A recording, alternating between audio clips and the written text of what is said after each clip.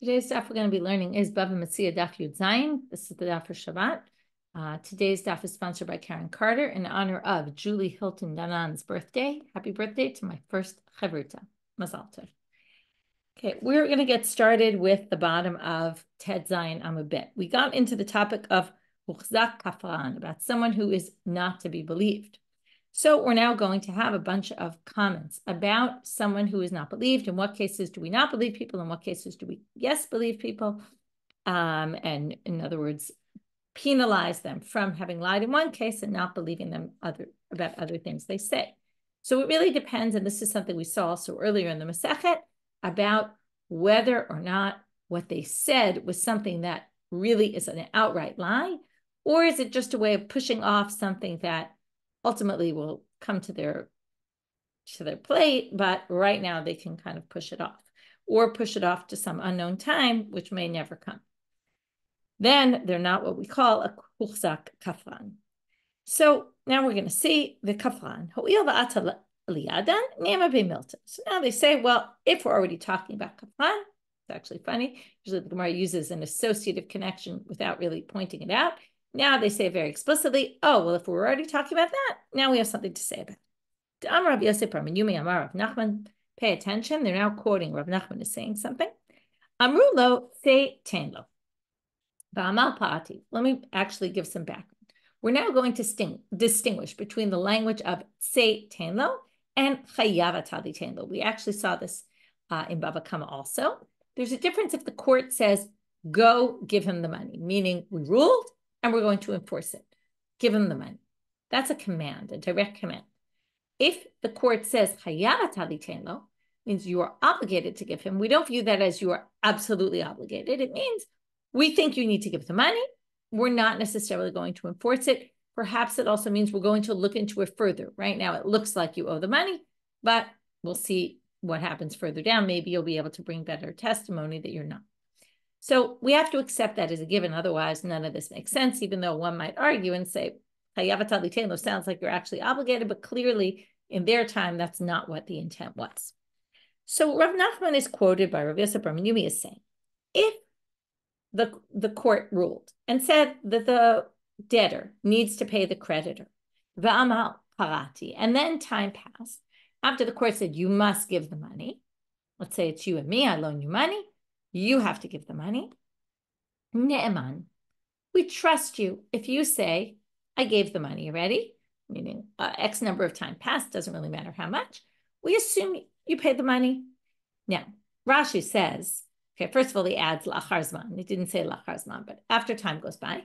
And ne'eman b'shvor hesed. A love is believed, a debtor is believed to say I paid as long as they're willing to take an oath about it. That's a rabbinic instituted oath so that people don't lie. Ba malve lichtov. Now, if the malve wants to now write an adrachta that says, you now must pay me the money and I can seize your property, because the love was believed, therefore we don't allow the malve to try to collect the loan based on, writing some sort of document that the court says you can now collect the money, because the time passed and we assume the debtor already paid. But if the court said chayav atali ten lo, now here it's actually ironic because in this case, the court ruled in a less clear manner and didn't say that you have to pay me the money. It just said you're liable to pay the money. Va'amal parati, and then you said, I pay back the money. Eino ne'eman, you're not believed in this case. Why are you not believed? So Rashi explains, you're not believed li shava. We don't even let you take an oath, Rashi says. Why? So what do we do if we don't let you take an oath? When we suspect someone of lying, we push it onto the other side. Now, why do we suspect you of lying here when you said I paid? When the court didn't even force you to pay, why would you have paid? Now, why do we assume you wouldn't have paid? Because remember the situation. Why did the court force you to pay? So Rashi points out, well, originally, I had to bring you to court. Otherwise, we wouldn't have gotten into a situation where the court says you have to pay. So I already had to bring you to court because you were already denying the claim, which means it's unlikely you didn't pay in the first place. And then it's unlikely you paid when the court didn't give a clear-cut ruling, in which case we're not going to believe you when you say you actually meant to pay. And therefore, If the lova now comes to collect, now the lova in this case, as Rashi said, is going to have to first take an oath that they never got paid the money, a shvuat hesed, this rabbinic oath. But they can write, they can write a document, and witnesses can sign on it that I can now collect this loan because we assume the malva is telling the truth. Rav Zvi Mishmei Rav Nachman Amar. Now that was the first statement that we passed down the name of Rav Nachman. Rav Zvi is now going to say in the name of Rav Nachman something different and disagree with Rav Yosef Bar Menumi quoted Rav Nachman as having said.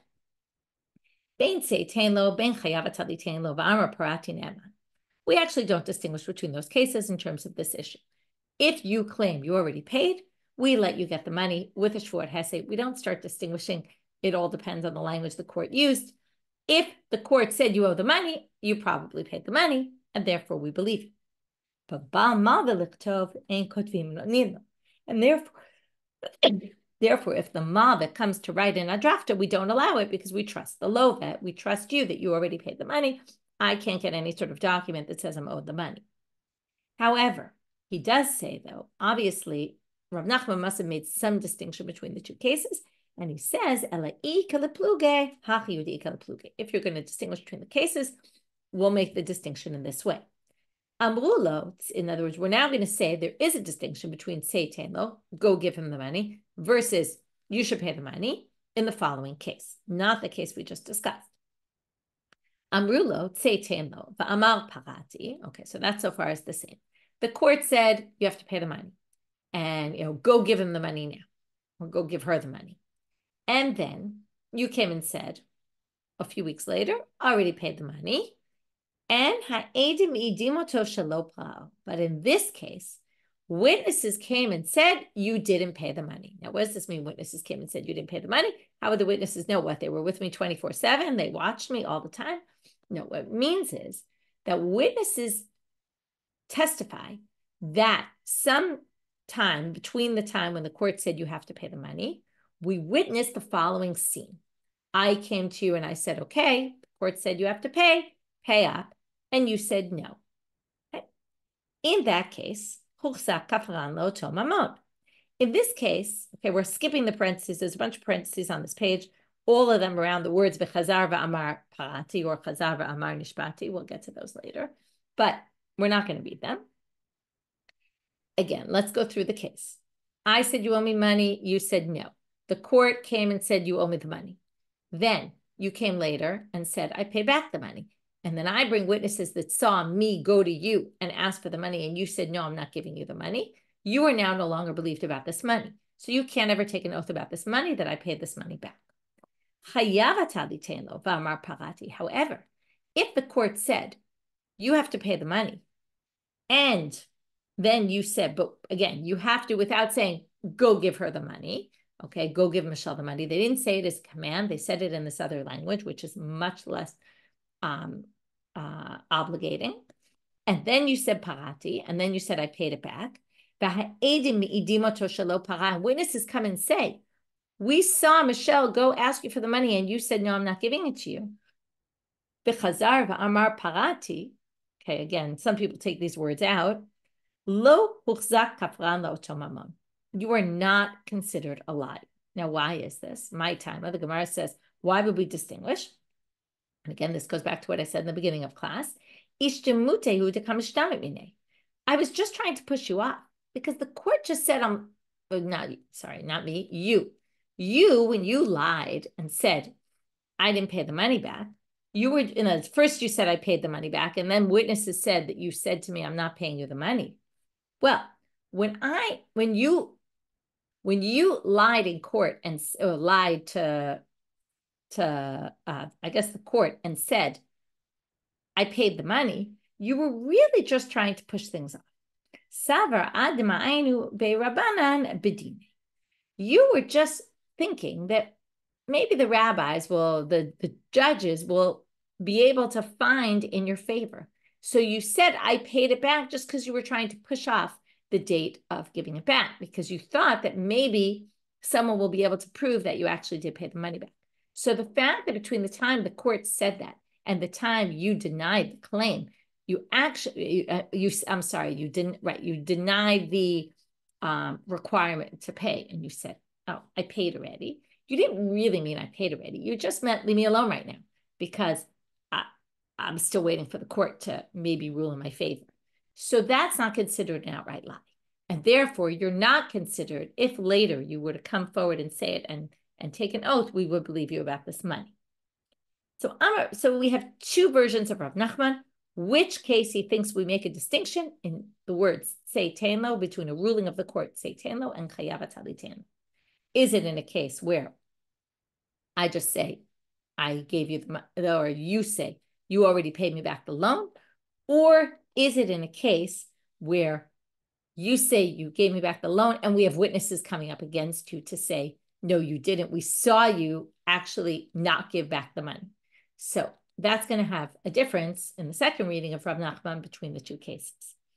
Now, since we're already on the topic of Uchzak Kafran, we're going to see some other cases of someone who's not believed.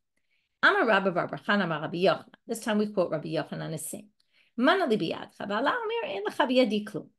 Okay, I say, you owe me $100, and you say, I don't have any $100 of yours. I don't know what you're talking about. And witnesses come and said, what are you talking about? Michelle loaned you $100. You do have her money. And then you say, well, it's true, I did, but I paid it back. Okay, you are considered a liar because originally you said there was no loan. Originally, you could have said, oh, yeah, there was a loan and I paid it back. And you could have taken an oath and been believed. The fact that you didn't say that at first and you denied there was anything and then started claiming once we proved there was a loan, you say, oh, but I paid it back. We don't believe you.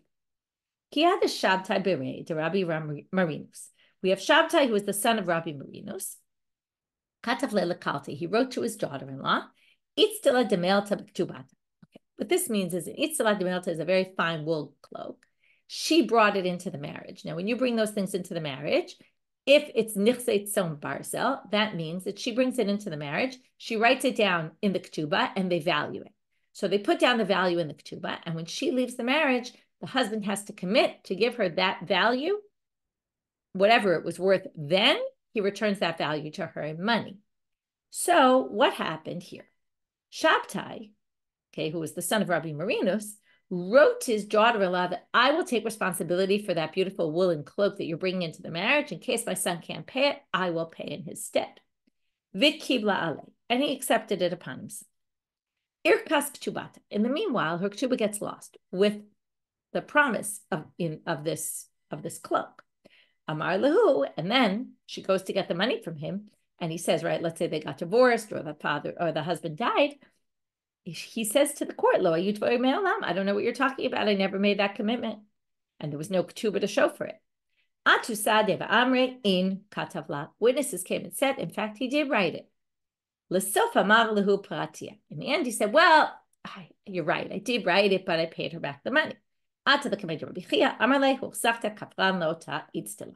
You cannot testify about that woolen garment. We don't trust you. So you can't claim that I paid it back. Another case. Amar Rabbi Avin, Amar Rabbi Ilah, Amar Rabbi Yochanan. So Rabbi Avin passes down the name of Rabbi Ilah and the name of Rabbi Yochanan. Haya chayav l'chavero shvua. He owed a shvua. Let's say it was a modeh b'miktzat shvua. He admitted half the claim, not the whole claim. He has to take an oath about the second half. Or one witness came and said, you owe the money. So he came and took an oath. I don't owe the money. And he said, now, Amar nishpat. He said, I took an oath. Va'edim midimoto shelo nishpat. But the Eidim testify that when the person came and said, take an oath, the guy said, no, I'm not taking an oath. So, uchzak kapran lo tashvua. And again, this means if he claims later that I took an oath, we don't believe him, unless he took the oath in front of witnesses. And the same thing, by the way, holds with all the other cases, that if you pay back the money to me with witnesses, then we believe you. So now they brought the statement of Rabbi Yochanan that Rabbi Avin quoted and said, Amar lahu. So they brought in front of him, and he said to them, Mistabra milted Rabbi Avin shenitchayev shvua bebeiti. It seems to me this is only in a case where it's a court-instituted shvua. Now, again, we're going to distinguish between, just like say Tainlo and Chayav Tainlo, we're going to distinguish between a case where the court instituted, like Eid Echad, Modeh B'miktzat, those cases we discussed. But if the person said, I don't really need to take an oath about this, but I'm going to take an oath, and then claims I took the oath, then avid inish de mikrev amar. Again, we're going to get to when the person said I took an oath, and the witnesses said, but the person asked you and you wouldn't take the oath, then there's an out for this. Okay, again, it's not like I'm really lying. Okay, why? Because avid inish, people generally mikrev amar. Okay, what does it mean here? The mikrev amar, that they say things, don't necessarily mean it. So Rashi says, lo esema shelo chiyivuni beitin, ela ani ba'atzmi. Okay, what he said is, I'm not going to do what the court didn't require me. In other words, you said, I'm going to go on my own and I'm just going to take an oath. And then I come with witnesses and I say, take an oath, and you say no. So when you said no, you just were saying, oh, I'm not going to do what the court didn't make me obligated for, only things I myself want. What you really were doing was, since the oath was only something you said of your own volition, I'm going to do. So when you push me off and I come take the oath, you're kind of saying, oh, well, the court did make me take an oath, so I don't have to take an oath right now. Maybe I'll take an oath later. But you didn't mean I'm not going to take an oath at all, which means that when you later say I took the oath, we can believe you, because the fact that you denied that you took the oath and the fact that you didn't take the oath that time isn't a proof that you're actually lying.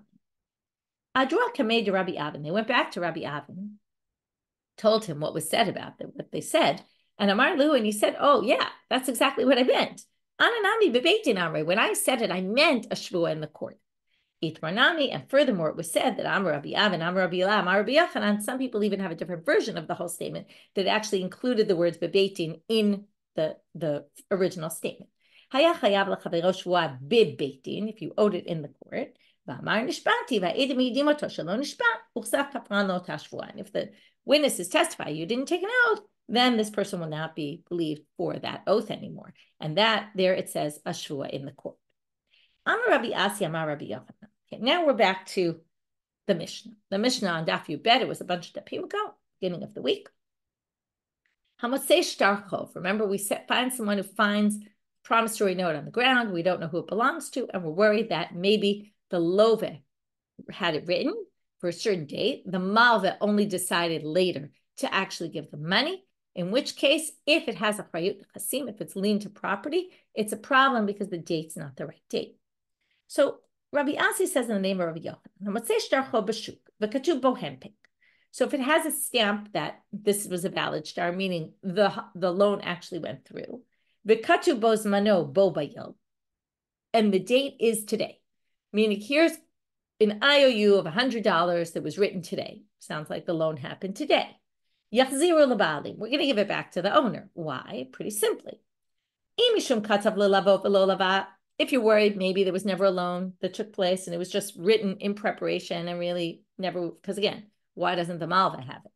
Well, it's stamped by the court, has their approval, meaning it was a done deal. If you're worried that, let's say it was a loan between me and you were worried maybe you paid back the money already. What do you mean? The date is today. We're not worried someone's going to pay back the loan on that day. So Rabbi Zera comes and questions Rabbi Asi about this quote in the name of Rabbi Yochanan. Did Rabbi Yochanan really say that we're not concerned that you're going to pay it back on the day of the loan?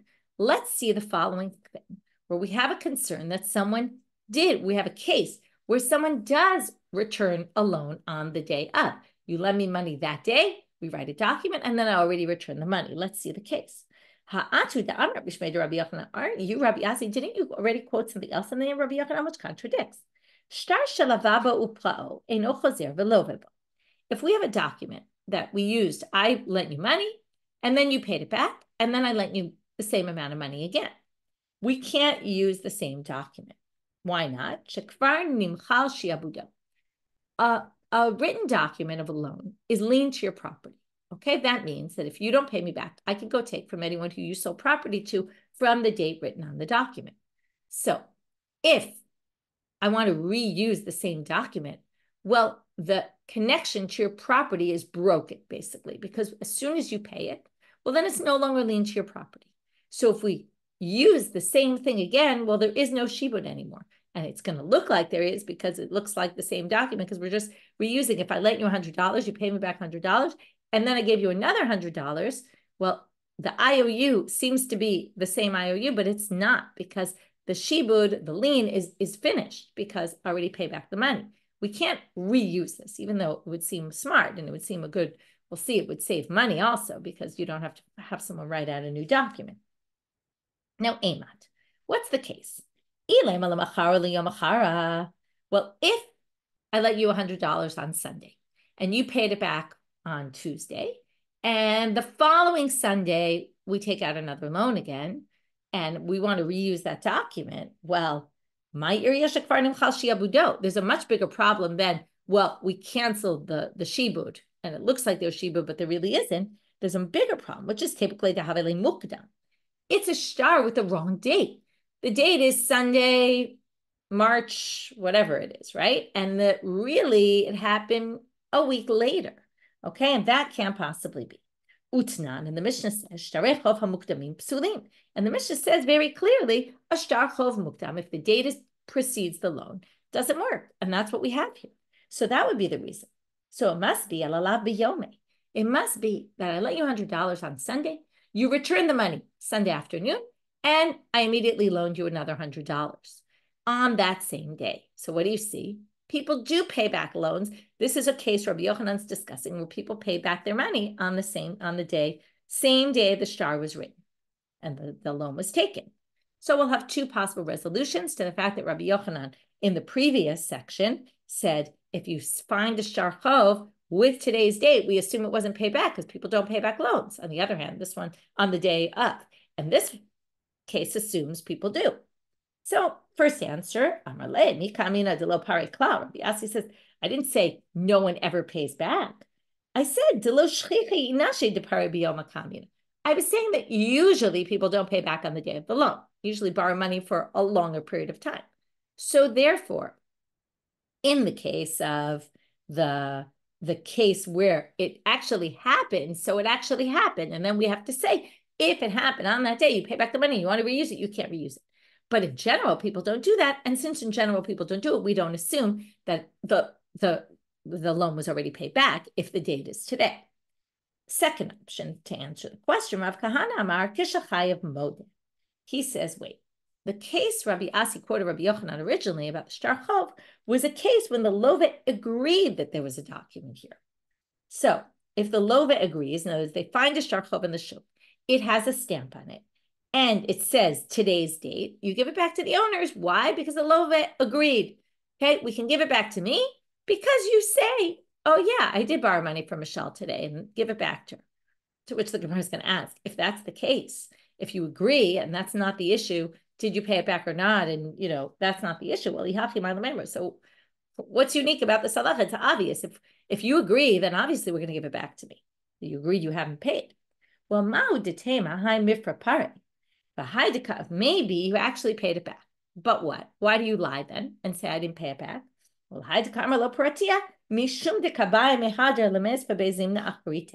maybe you want to use the document another time. Why would you want to do that? You want to save the money. If you borrow money from me, you have to pay money to the sofer to the scribe to write the document. You want to save the money. So what do?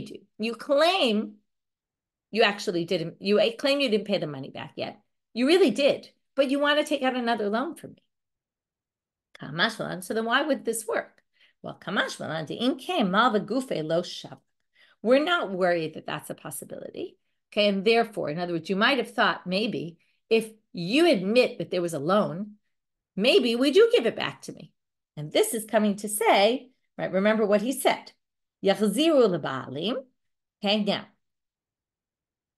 if you admit it, and maybe you have an ulterior motive, and you really want to take out another loan, you really paid the money, and this is all maybe this would happen, and you just want to save the money on the scribe, well, im kem milva gufe lo shava. There's no way I would tolerate that. Why wouldn't I tolerate it? Because we just learned that if the rabbis were to find out about it, I would get nothing back. This document would be invalid because it's an invalid document. So there's no way I would let that go through if I would lose out. To which the Gemara says, well, how is that any different from the following case, where we actually think that, we think there is a concern about this false thing going on here. It says in the Mishnah, if you find shtarei, if you find these promissory notes, this was the Mishnah on Daf Yubet. Now, what was the case there? Remember, if they were linked to property, even if the lova admits, what are we concerned with? That maybe it's a false document and the loan happened 6 months later. Right? That's how we explain the Mishnah. Maybe it was written in Nisan, but really it was only in Tishrei, and the court will take money from people who you sold property to in Nisan already, right? Because you're the borrower. And then they're going to take from the wrong, right, from people the wrong months. We don't say there, if really it was a shtar mukdam, malve gufe lo shavik, the malve would never let this happen. Why? Right? Because the malve would say, when the loan happens 6 months later, the malve will make sure, in other words, again, in the previous case, what we say, the malve is going to make sure it's not done incorrectly because it'll mess him up. So here also, why don't we say the malve is going to make sure that the document's done right, and when it comes time and actually gives me, when I give you the money in Tishrei, I'm going to insist that we write the shtar properly, just like in the previous.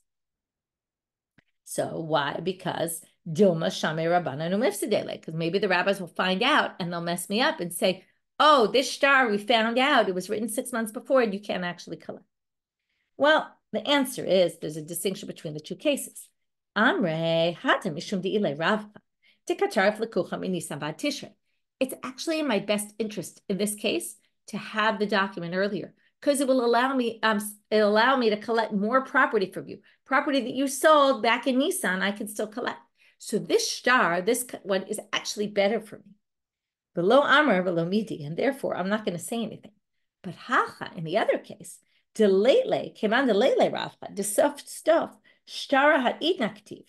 What's the problem? If we want to reuse the same shtar, it was in your best interest because you didn't have to hire a sofer to rewrite it. But I know that if the rabbis find out, I'll get nothing. And there's nothing better for me in the shtar than if we wrote a new one. If we write a new one, it'll be today's date. And if we use the old one, it'll be today's date. So I don't gain anything from this. And therefore, right? Because in the end, what you're going to say, I can get it from lien property. In other words, if the shtar ends up being valid and the rabbis never figure out, well, I have no more power because it says today's date and the new one would say today's date also. And if they find out, I won't be able to collect from lien property at all, right? It's shtar shenim chal shibudo, that I won't allow because that I'll put my foot in. So therefore, we distinguish between these two cases and resolve them. I'm Rabbi Chia bar Abba, my Rabbi Yochanan, another statement of Rabbi Chia bar Abba. And this is someone else quoting Rabbi Yochanan. Hato'en achar ma'aseh beitin. Let's say I'm a woman who has a ketubah. Now, we learned many times about a ketubah, that a ketubah is what we call a ma'aseh beitin. That means that the court, if let's say I don't have a ketubah, my husband never wrote me one, or I can't find it, the court can come in and say, Michelle gets her ketubah. Husband dies or divorces me, I get to demand my ketubah. Why? Because this is something that everybody gets. Rashi gives some other examples like food for a woman and her daughters. Also, a woman can claim that from a divorced husband, or right, daughters can claim from their father, mizonot, or even maybe he means a wife. This is something that's a done deal. So if I don't have a ketubah to prove, comes Rabbi Yochanan and says, "Hato'en achar ma'aseh beitin." So I come to the court. I don't have a document in hand. So, and then what happens? The husband claims, my wife has no document. I paid her back already. That's what it means, hato'en achar ma'aseh beitin.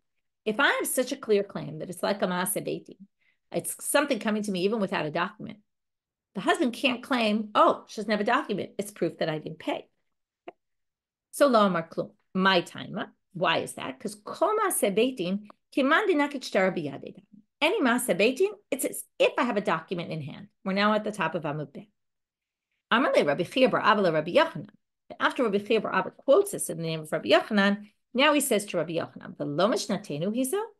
I don't understand your statement. Isn't it clear from a Mishnah It says in the following Mishnah, now he says Mishnah Tenu, which is our Mishnah. It doesn't mean our Mishnah and our Masechet. He's quoting a Mishnah from Ketubah.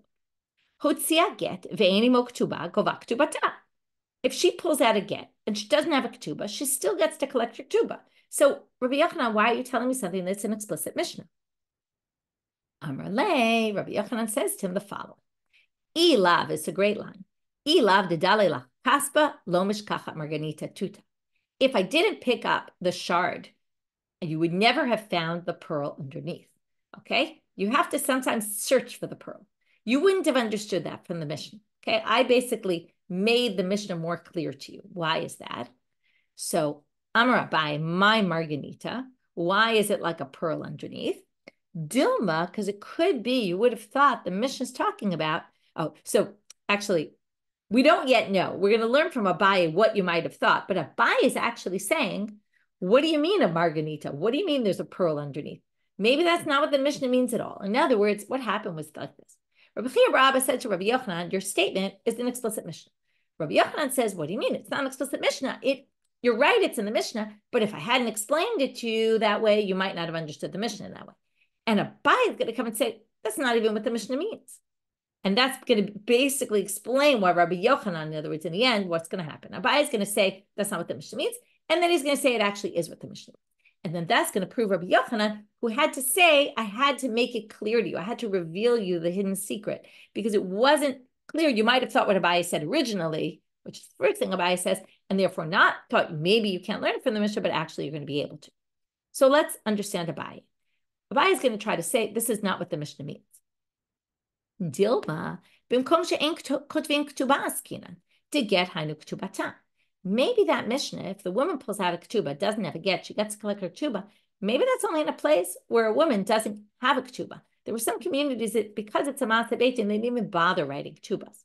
And maybe that's what it means, aval. And then you can infer from there that what? Bimkom she'kotvin ketubah. But in a place where all women have ketubahs, well, if the woman doesn't pull out a ketubah, it's very likely that the husband already paid her the ketubah money, and that's why she doesn't have a ketubah, just like our creditor. So, inakita ketubah gavya, if she pulls out a ketubah, great, she can collect. Ilo lo gavya, if not, she loses the upper hand, she can't collect it. And then our Mishnah isn't saying that at all. And our Mishnah is actually saying the opposite. But Hadram Abai changes his mind. It says, Lav milti hidamre. Can't possibly be what I just said. And if you think it's talking about a place where people don't write ketubas,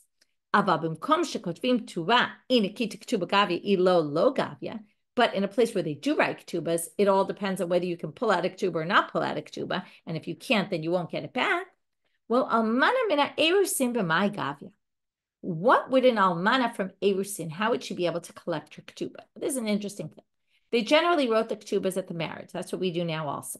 The erusin was usually about a year before, when they would do what we call the kiddushin. Now, if you were widowed from erusin, you actually get your ketubah money. So how would she ever collect that? Be'edei mitat habal, right? How would she collect it? When people say your husband died, lit'om v'lema peratia. If there's a concern that maybe the husband paid her the ketubah already, then they could claim, the heirs could claim, what do you mean? Maybe our father paid her back and she doesn't have a document to show for it. And if you want to say, right, so again, this is, right, just to be clear, even in a place where you write a ketubah, they didn't write ketubahs for widows. So now how could she ever, if you're going to say in a place where the right ketubahs, then you have to bring your ketubah to show for it. Then, and if not, we're worried, maybe it was collected, then here also we'd be worried that maybe he already paid her. You're going to say maybe, yeah, okay, maybe it's possible that the heirs could claim maybe our father paid her back already.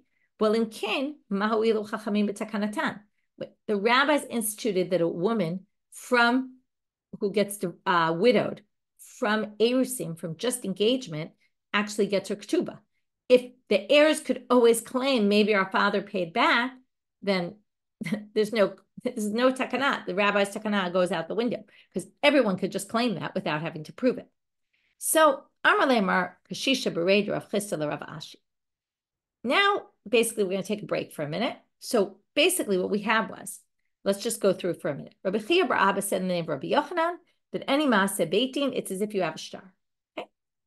Which Rabbi Chia said, what do you mean? It's an explicit Mishnah. To which Rabbi Yochanan said, well, I had to reveal it to you. There was an explicit Mishnah because, and now that we know Abaye's first reading, we could say, because you might have thought it's only when people, it's only in a place where people don't write ketubas. But if they write ketubas, they have to produce the ketubah.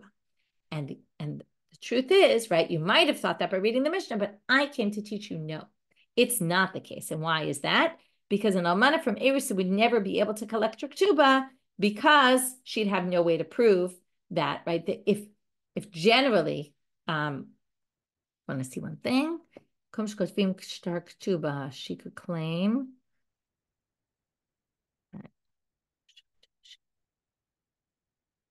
Right, because if we're going to say it all goes by in a place where people write ketubas, then we have a case where even though everybody writes ketubas, they never write ketubas for arusot, for betrothed women, and therefore they never have a way to collect their ketubah. So now, and it can't be they have a way to collect their ketubah because, you know, and the husband's heirs could always say he paid her back already, because then there would be no point for this takana.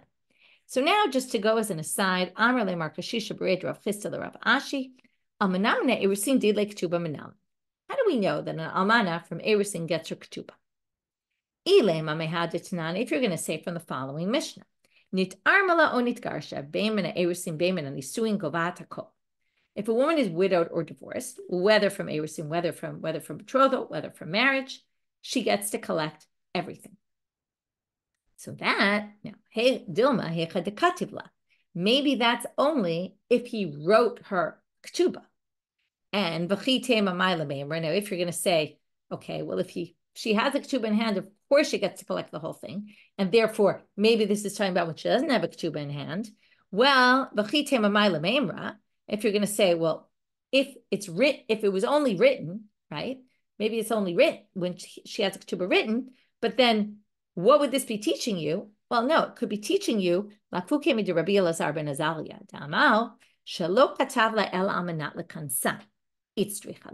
you could say, this Mishnah doesn't teach us it, because this Mishnah is talking about when it's written, only if it's written.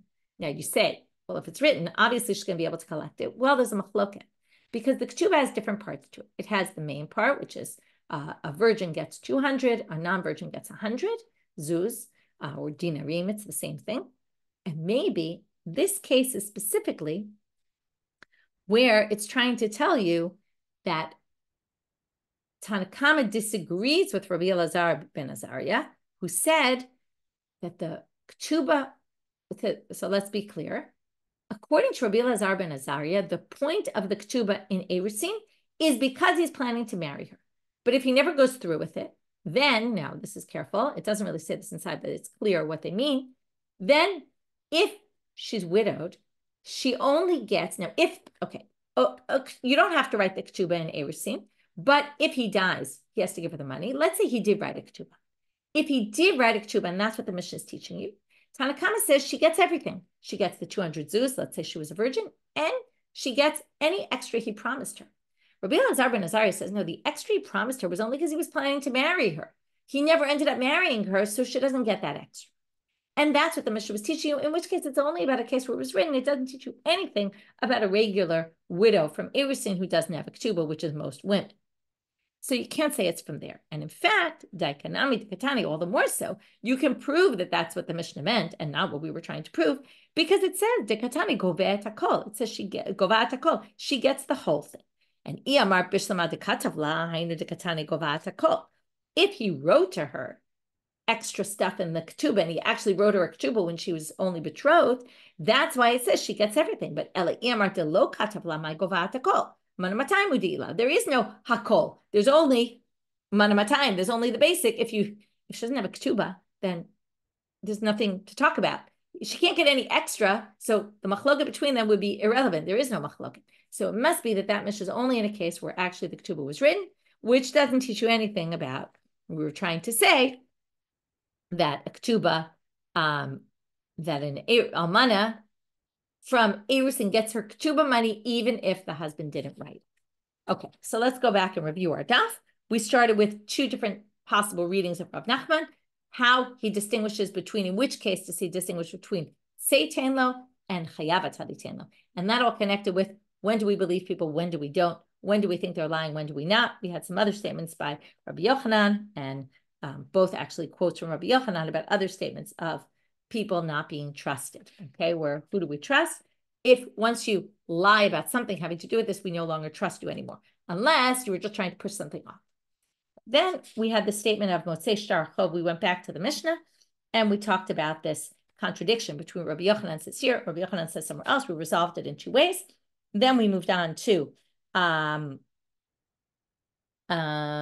second. Right. Then we just compared it to the Mishnah that we saw and explained. We had some side issue we resolved. Then we went back to this other statement of Rabbi Yochanan.